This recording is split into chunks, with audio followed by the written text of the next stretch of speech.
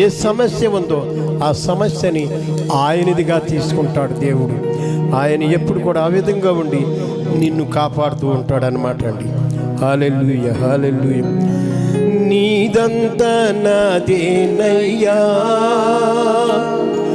నాదంతా నీదేనయ్యా, నీదంతా నాదేనయ్యా. అందరూ పాడదాం. నాదంతా నీదేనయ్యా,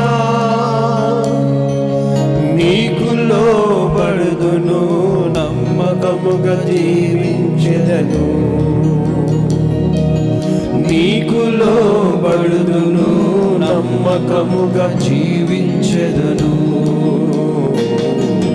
పరిశుద్ధ ఆత్ముడా నీవు నాకు యజమానుడా.